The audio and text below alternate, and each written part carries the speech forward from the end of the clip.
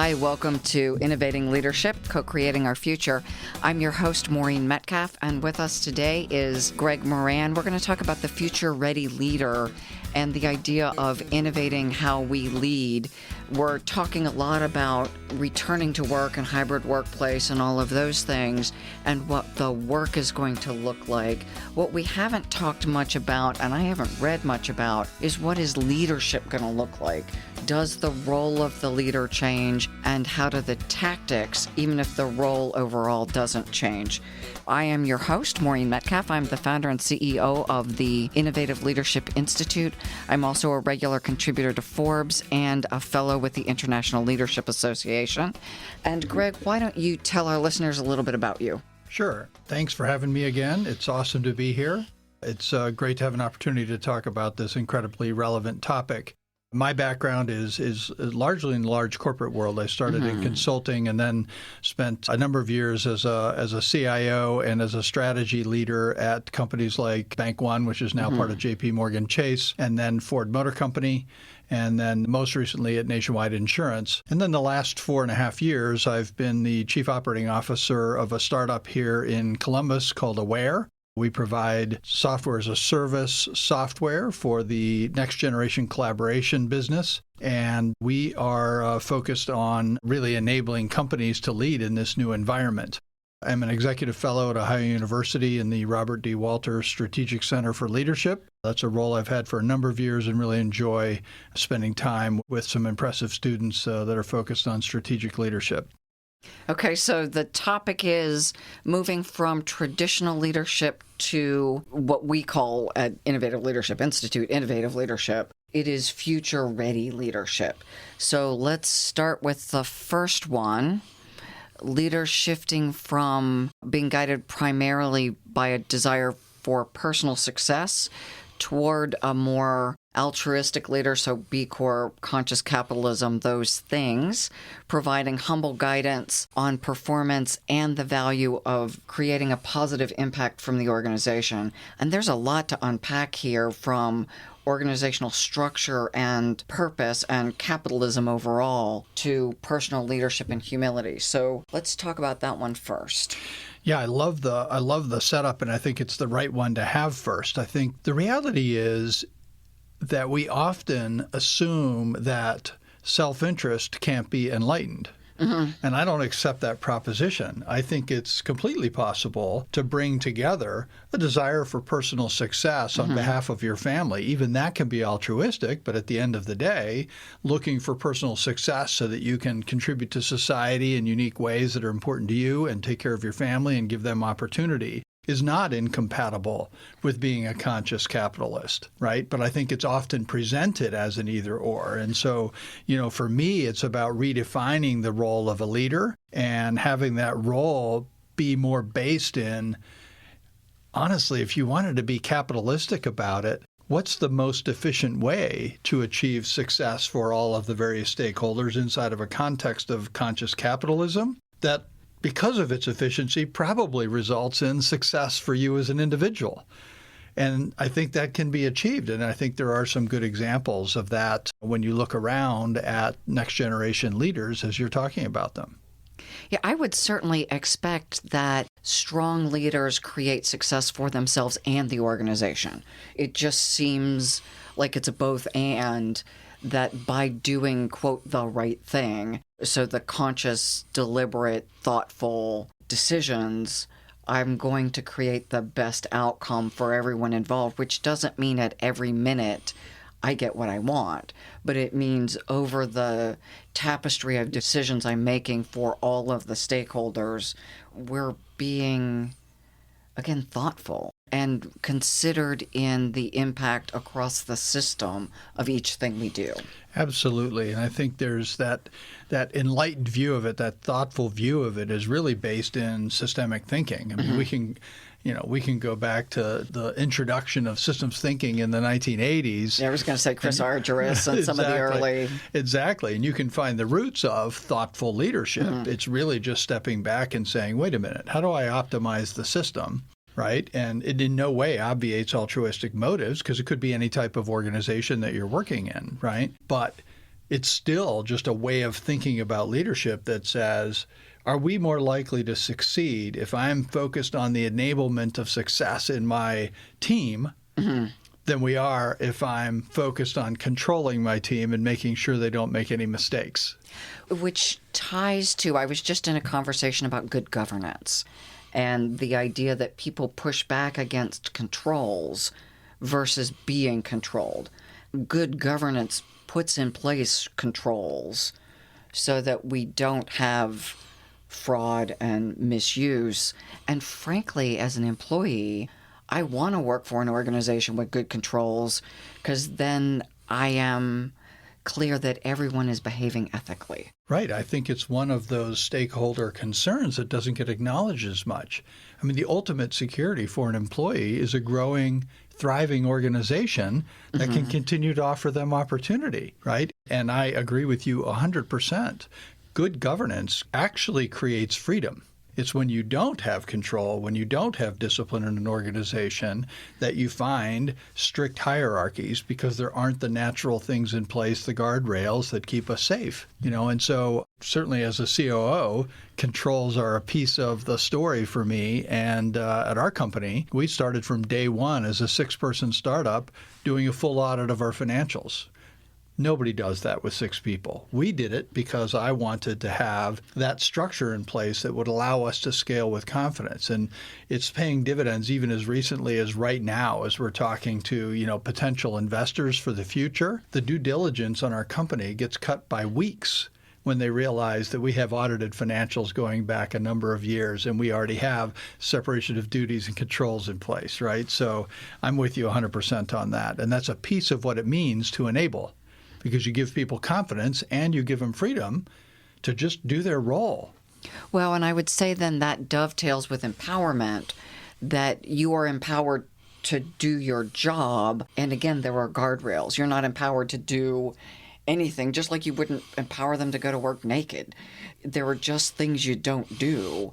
And by knowing the guardrails, again, it should increase my engagement. Just on a side note, you just reminded me of something funny I saw at a big company yesterday that's welcoming their workers back to the office for the first time in 14 months. And they've got a whole PR campaign to keep it light and keep it fun for their employees. And as you walk in the front door, they have a sign that says, "This is a pants zone," reminding you that after 14 months of potentially not wearing pants on your Zoom calls, you should remember to wear them to work. But yes, there are intended to be, and I think when you design a system of control well, it becomes invisible.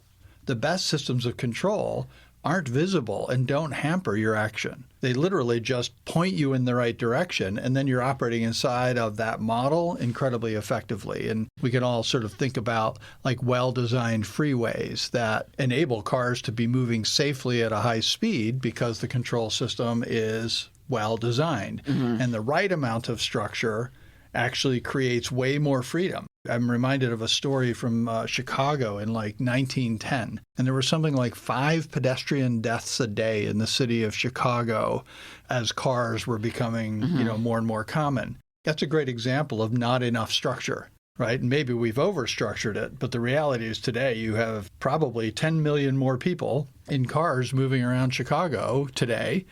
And it would be rare to have a pedestrian death from a vehicle accident, right? Probably not in New York, but in Chicago. That's true. But you get the point, right? Yeah. A little bit of structure actually enables a lot more freedom for everyone.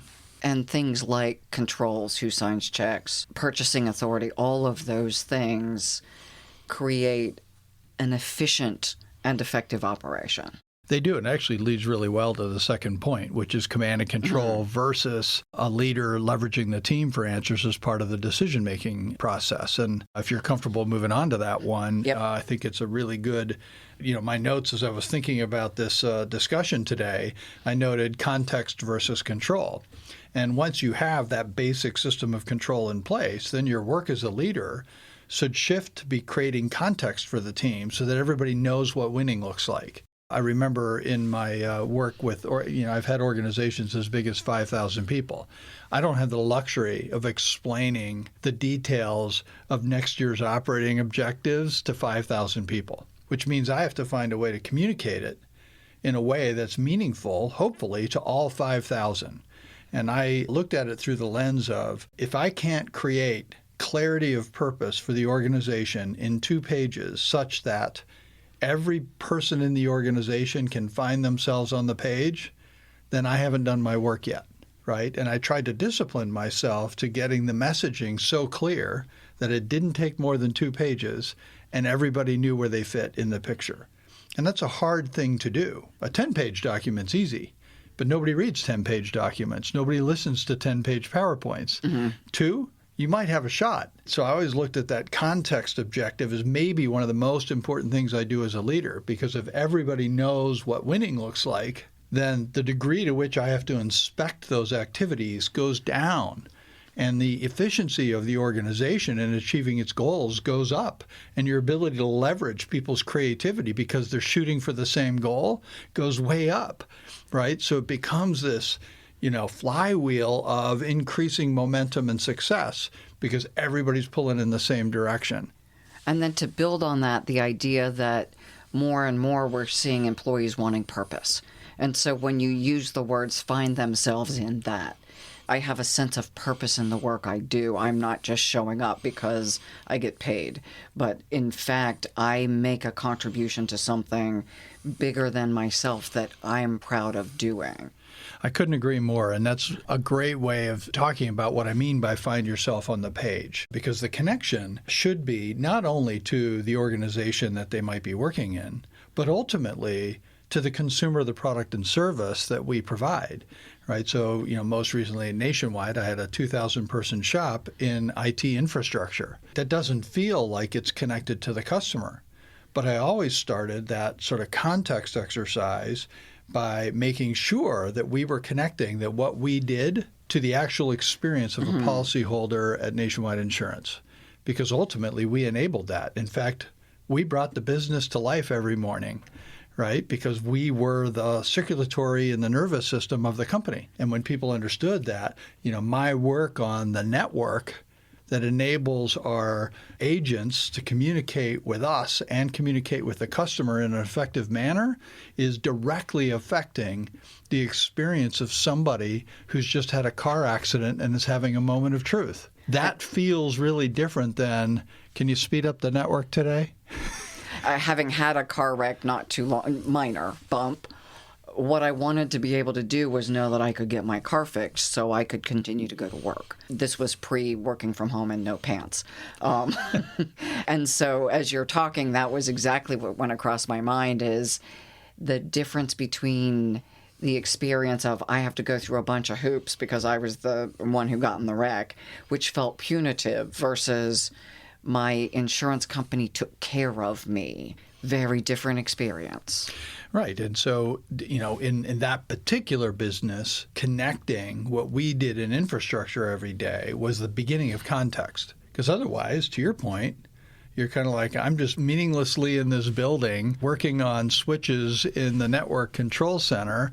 To what end, right? Yeah, particularly if you're working third shift in an operations center, right? Mm-hmm. And you haven't seen the light of day, or anybody but your immediate coworkers for 6 months, the connection can get lost. And so starting with that broader connection to purpose of the organization and who we serve and why we serve them, and then you can begin to ratchet it down to, and here's the connection point to you, and here's why this is important. Even if it's an efficiency objective, this year we've got to take 10% out of the cost of whatever it might be, right? Well, why is that important?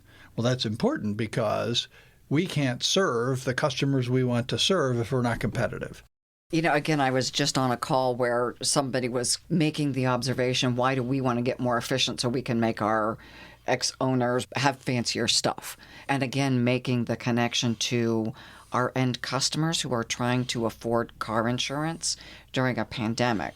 The efficiency often gets passed to people who can now balance the economics of food, medicine, car. I guess we didn't pay much insurance during the pandemic because we weren't driving much, but those balancing acts, and again, the context really matters.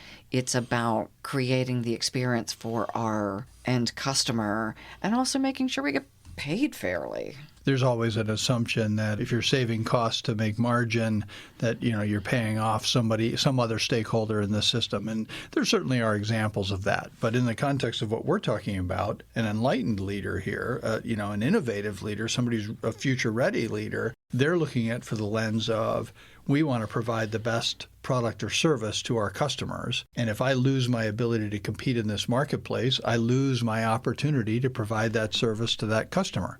And if you believe in the mission and you believe what we're doing, you should want that mission to be sustained. I do think that it does, raise an interesting point that can be controversial, and that is, what is the value of a future-ready leader relative to the value of the rest of the people in the organization? And I do believe that there are a number of examples where there's a real disconnect between the value created by a leader who's maybe taking a traditional view and saying, I'm the CEO, so therefore I'm creating all of this value, and their income is 200 times the income of a frontline worker.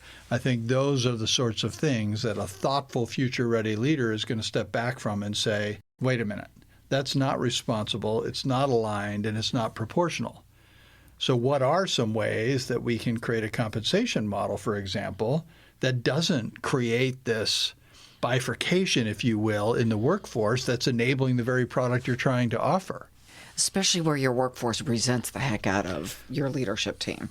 If they feel like they've been treated unfairly so that you can, fill in the blank, buy the yacht or whatever the folklore is, whether or not it's even true, the folklore can disengage them. Absolutely. And I think that's why it's such an important thing to address head on and be transparent with your team on. And I think a thoughtful leader is going to do that and say, okay, what would make sense here, right? If I'm ultimately being a part of how we create this value, what's the best way for me to be compensated for that? And you find, I think, some more forward-thinking CEOs that are tying their income more to the outcomes of other stakeholders. And I think increasingly boards are expecting that versus the compensation being tied directly to some financial outcome metric that is engineered really to compensate that leader or that CEO in a way that is really out of line with, A, the work they're doing, and way out of line with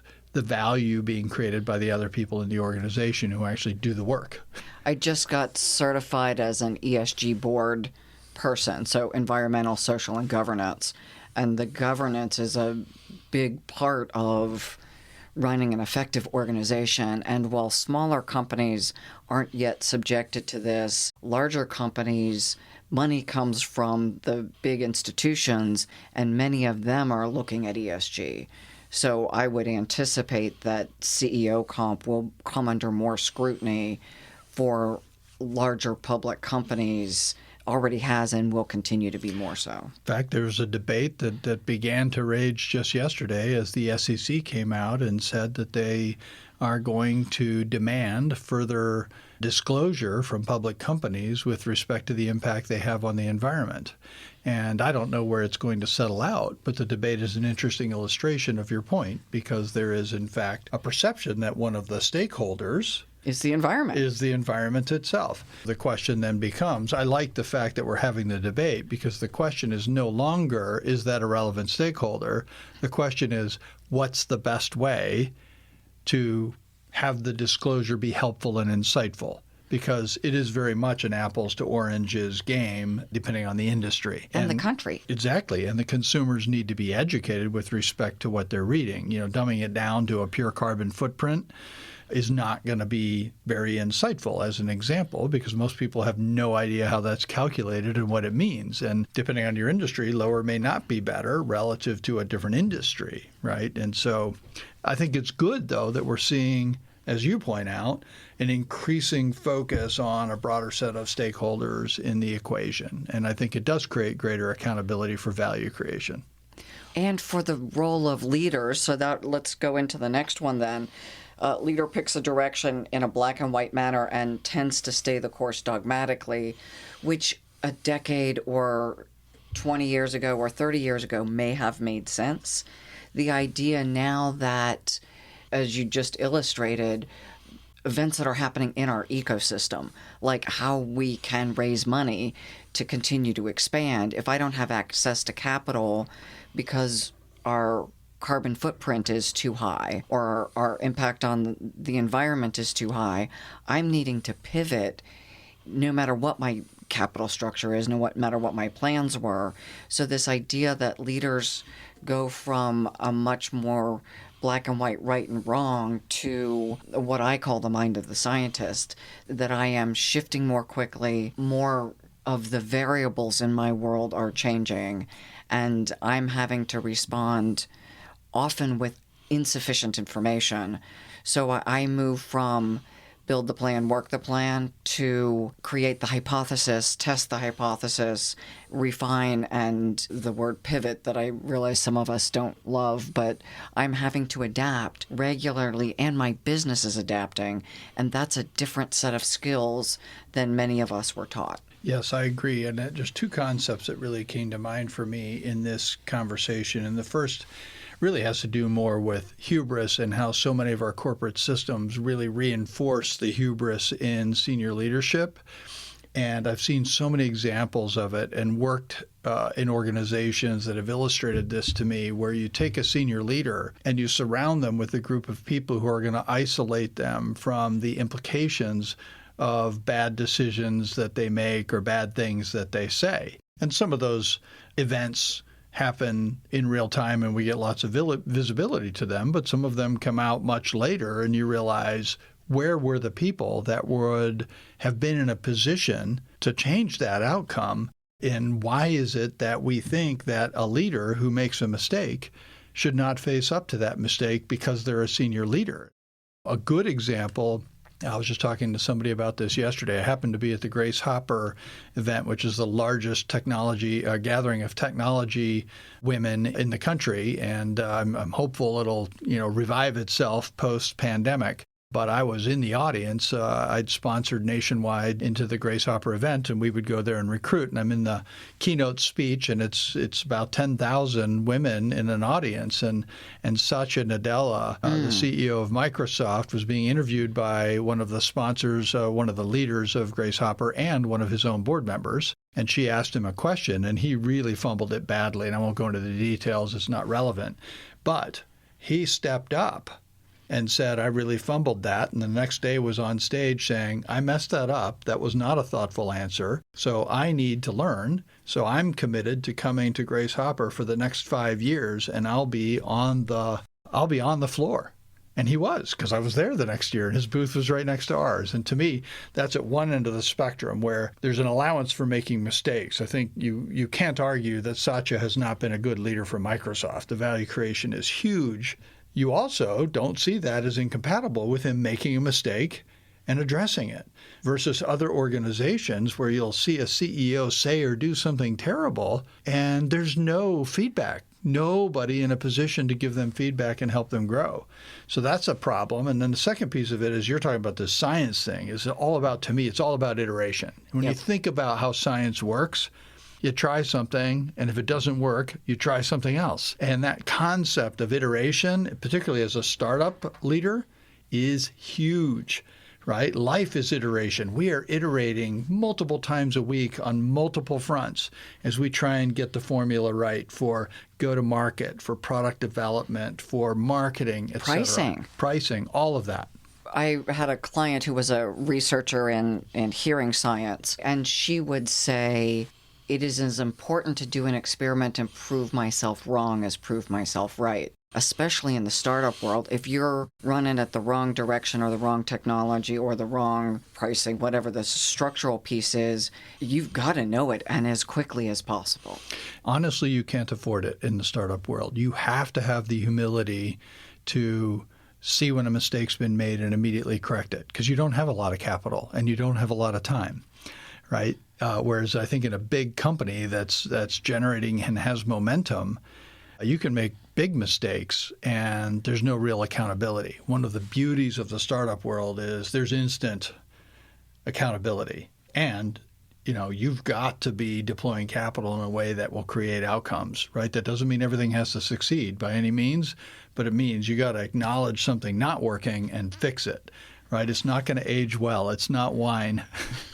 The idea of accountability, I think, is such an important one.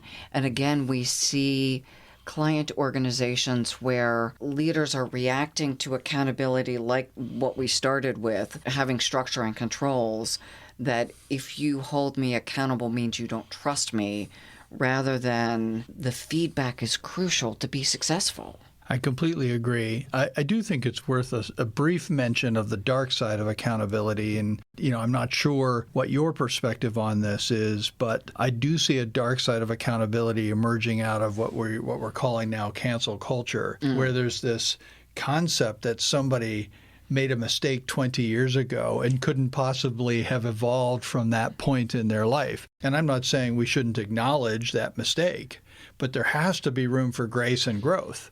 And I, as a leader, have made many mistakes, some of which were more damaging than others. And I try to acknowledge those, but I've certainly grown as a leader as well. So there is a dark side to accountability that sort of says it needs a statute of limitations, and or it at least needs and who are you now sort of moment, right? Have you grown? Have you become somebody different? Have you changed your perspectives on something? And I do think we've got to be very careful to preserve that, because that's how people become great leaders in most cases. They're not born as great leaders. They've learned. Well, and that's the next one, is leaders need to continue to learn and grow. And to your point, I often hear from people above a certain age who say, boy, aren't we glad that we didn't have cell phones when we were in college, in our first jobs, doing all the stupid things we did. Now someone may come back and recount a story, but at least there's not a play out of it. Because most of the people I know who are trying and experimenting and pushing the envelope, we've done really stupid stuff. We're lucky to be alive, let alone... I think there's at least an anecdotal correlation between people who push the boundaries and people who evolve to be great leaders. And within limits. Absolutely. No, I'm not talking about beating people, lying, cheating, or stealing, right? But people who were trying to find their place in the world. And I think there is somewhat of a correlation between people who are looking for finding boundaries. Again, the boundaries aren't pretend, so some of them are real, but are trying to figure out a way to get something done. And I think you see that in the startup world a lot, right? Where there's the challenging of norms, right? When you think of something like Uber. Uber was born out of the challenging of norms and saying, like, maybe there's a different way to do this. And I'm certainly not here to argue that Uber is a perfect company. They have demonstrated beyond a shadow of a doubt that they are not perfect, and there are aspects of their business model that are very exploitive. So that's not the point I'm making.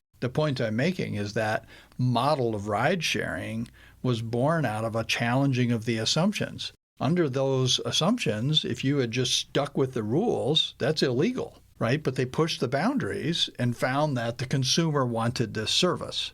And then regulators, city managers, mayors, et cetera, were all forced to go, okay, how are we going to deal with this? Our people want this. That's a very different problem to solve for than you're not allowed to do that. Oh, okay, I'll go home, right? So I think there is a challenging of norms that can be really, really important to creating value.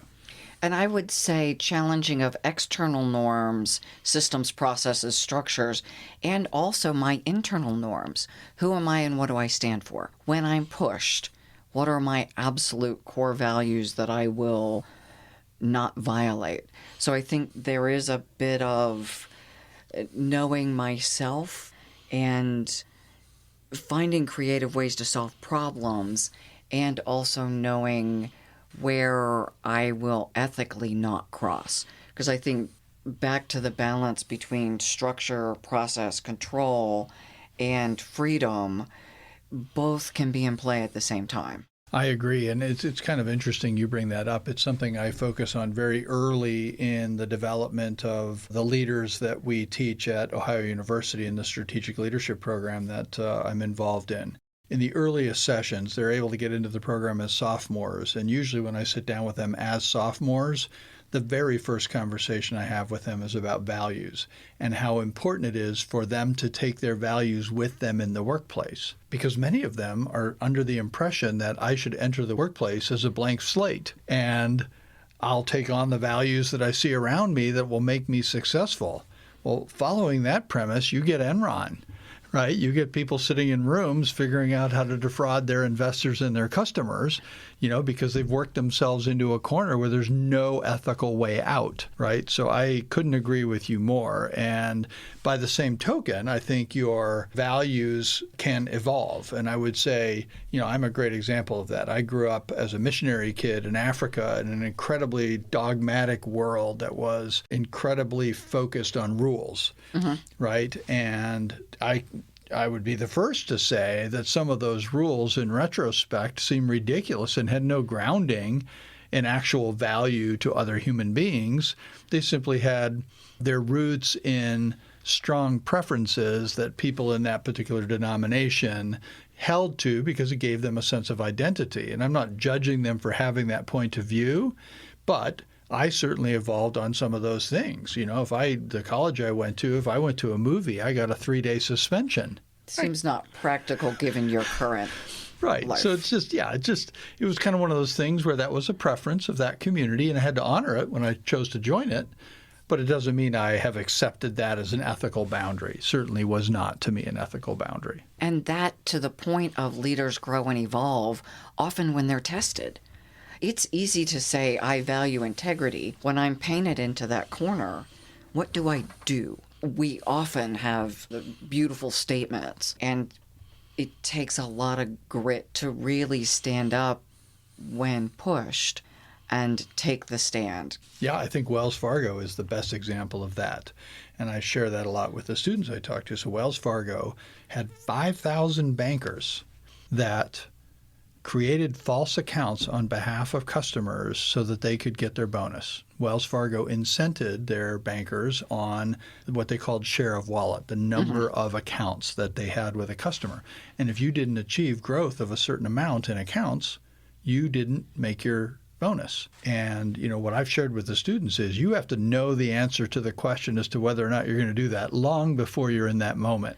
Because I promise you, when you have 2 mortgages, a kid in private school, and you're trying to buy a lake house and you're going to miss your bonus and you don't know the answer as to whether or not you'll cheat, You cheat. You cheat 100% of the time. And then I challenge them to say, 5,000 bankers, do you think not one of them was an Ohio University graduate? And do you understand the journey from where you're sitting now to sitting at a keyboard where you're hitting enter to defraud a customer? You got to know the answer to that before you're in the moment. And part of that is taking back to our systems thinking, bigger picture view, and looking at the risks, looking at who do I want to be? Right. And all those 5,000 people are not employable in banking anymore. They've lost their jobs. That was a win the battle, lose the war proposition based on a very simple ethical choice.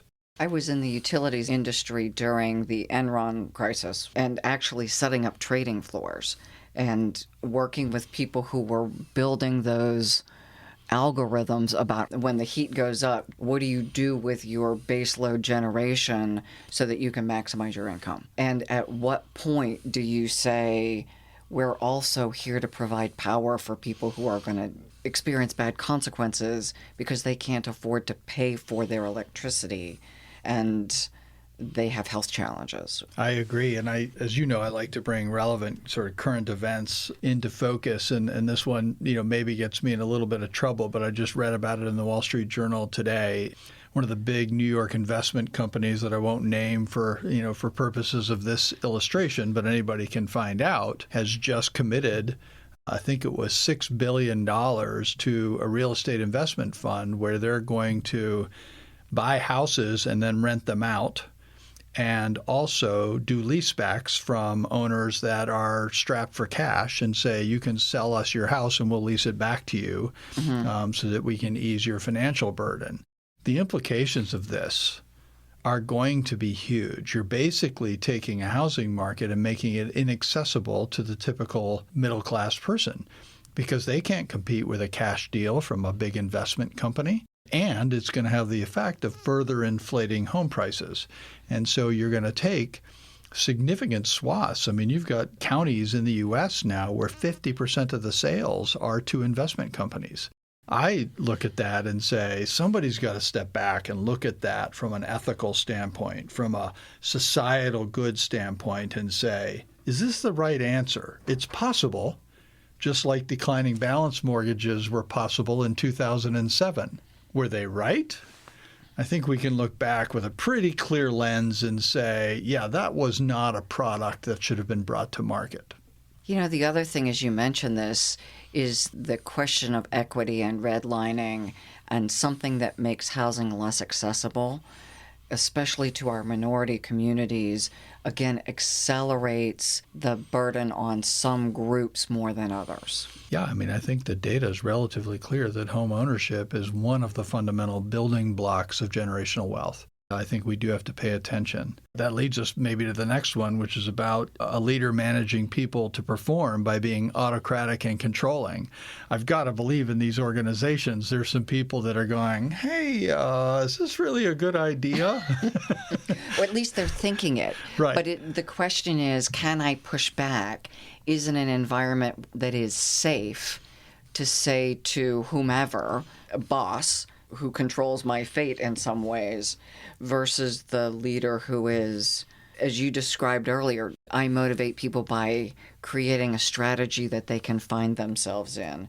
I coach and mentor them. I create opportunities for them to grow and thrive, not tell them to sit down, shut up, and do what they're told. Right. Your definition of a future-ready leader is a leader that motivates people to perform through strategic focus, mentoring, coaching, emotional and social intelligence.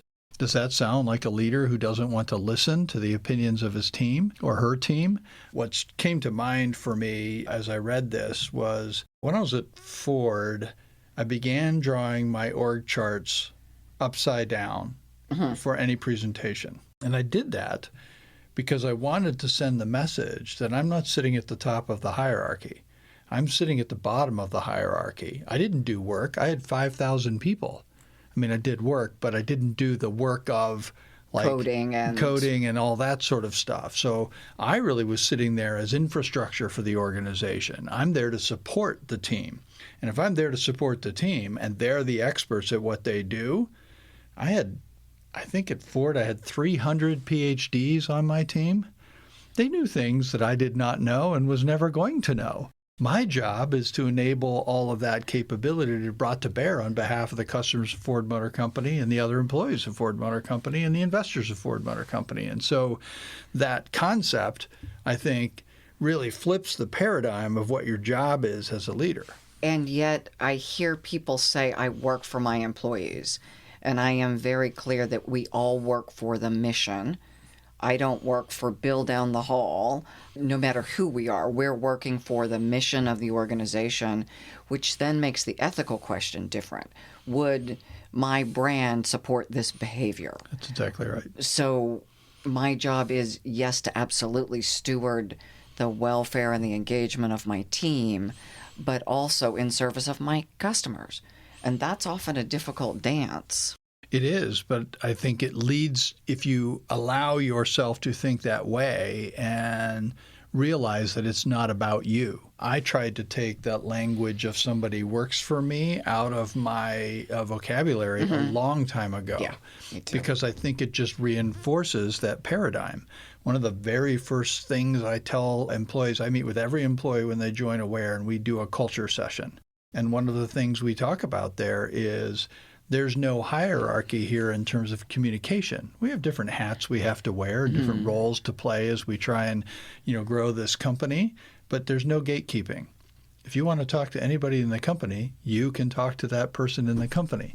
Yet you have accountabilities legally from a governance perspective. Agreed, but those are not incompatible with the free flow of communication. In fact, they're enhanced by the free flow of communication because they narrow the gap in time and distance between the CEO and the frontline worker, because there's no hierarchy they have to go through. They can just go tell our CEO, hey, I think we've got a problem.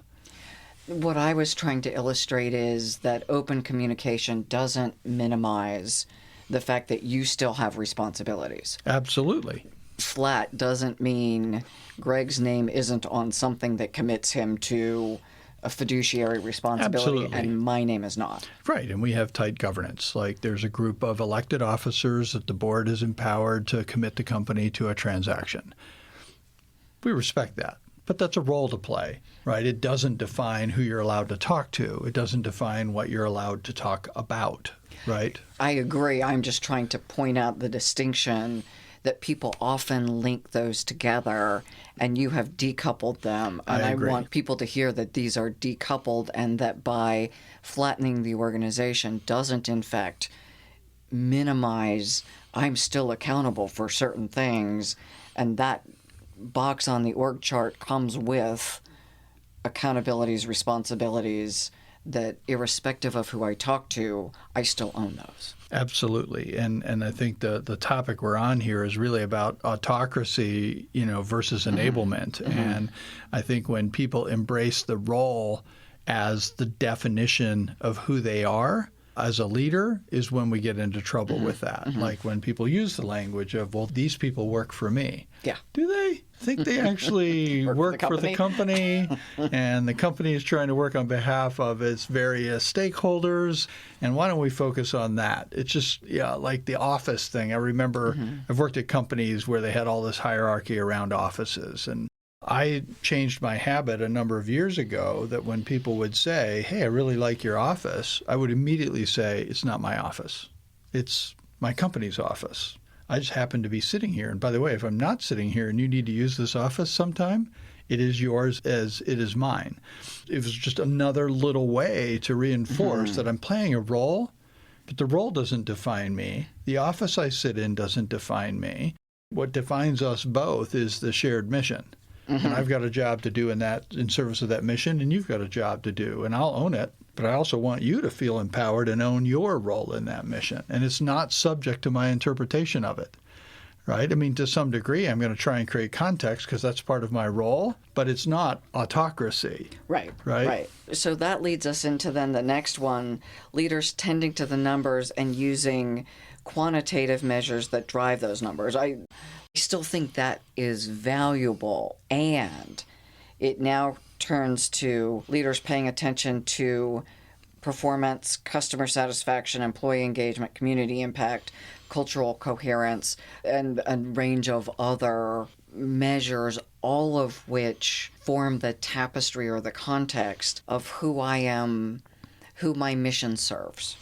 I couldn't agree more. And I think it's one of these things where, what came to mind for me was the difference between insights and opinions. We often see leaders, when they sort of ascend to a new role, believe that what it does is it gives them license to essentially impose their opinions on the organization they're now in charge of. You'll see a CEO and he or she will, ascend to that position or be hired into that position and say, we're going to move in a different direction without taking that time to really understand the system that they're taking over and what they're really accountable for. And that's really dangerous. When you look at going back even to Deming said the most dangerous thing you can do is make changes to a system you don't understand. And the work of leadership now in an increasingly complex world where you're accountable for a much broader range of factors requires deep understanding and insights. It's actually the business we're in at Aware. Like we're trying to support the work of leadership in large organizations by creating insights for those leaders to better support their employees, better understand the efficacy of their mission and whether or not it's well understood, all those things. The work of leadership is now becoming insights versus opinions and deep understanding and leveraging process measures. Why would you wait to do an employee engagement survey once a year when there's tools available that can give you an insight into employee engagement every day? And you can respond every day. And I've heard your examples. Let me see if I can channel Greg Moran for a second, where an insight changes what creates a coachable moment rather than litigation. Absolutely. And the difference between those two is time. In so many cases, if you really step back and look at the difference between a moment when somebody harasses a coworker and it's coached in the moment versus when somebody harasses a coworker and 6 months later there's been implications from that harassment that have changed the trajectory of somebody's career. Provably, you're now in a lawsuit. And insight can give you the ability to address that time gap. And I think the work of leadership now, particularly post-pandemic, when there is no water cooler anymore and you're going to be in a hybrid work model whether you want to or not, or you won't be able to compete for talent. We have to get serious about this work of creating insights and having process measures, not just outcome measures, in place to support the work of leadership, because it's now going to be essential. You know, one of the things that I was just reading is about leader blind spots. So we all have preconceived notions. Our brain will reinforce what we're thinking. Without those insights, we are really at risk of making suboptimal to bad decisions. And to your point, who wouldn't purchase the insights across a range? So from Aware, from other organizations. Right. I'm certainly not saying we have all the insights. I'm saying we are intentionally developing a tool set that specifically is designed to give insight to leaders. It's also designed to give insights to individuals that are participating in that organization. We want to create a value proposition for everybody because we don't think insights are limited in value to leaders. But in this context, we're talking about this being the work of leadership. And I fundamentally believe that the work of leadership is changing in the face of secular change that we just experienced.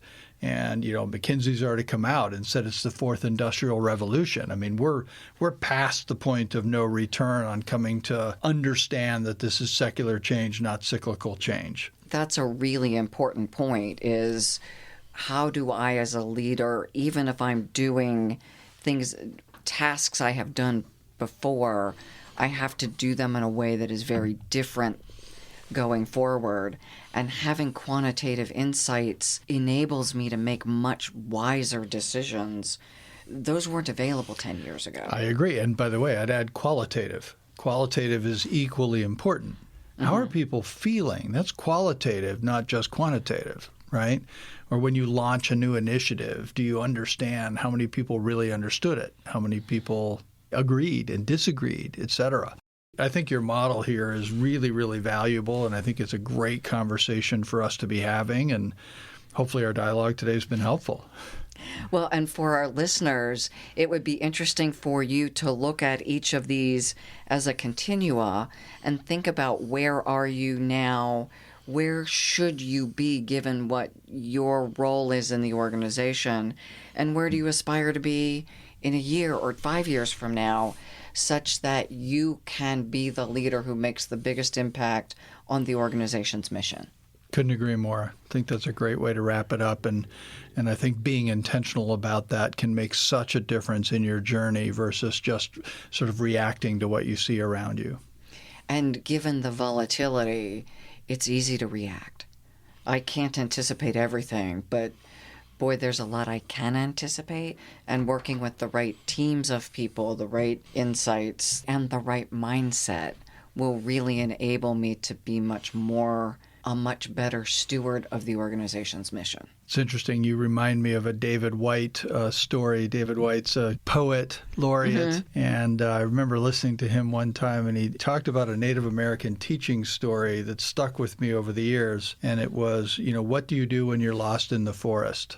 And the answer is stand still. The forest around you is not lost. And the point is that you need to get insight from what's around you that gives you clues to where you are. And from those clues, you can find a path forward. And I think we are in one of those moments. That doesn't mean stand still forever, but that does mean taking the time to gain insight is not wasted time. Let's close on that. What a brilliant point and a wonderful sentiment. Greg, thank you. I love our conversations and look forward to sharing this with our listeners. Well, thank you for having me. For our listeners, thank you for joining us. Please share this information with your friends, your colleagues. It is so crucial at this point in history for each of us to evolve in the ways we can to meet the needs that we are here to address. And each of you is crucial in your own lives and in your own ways. And being your best selves and best leaders really enables you to make the biggest and most positive impact on the world. So please share this, like it, and join us again.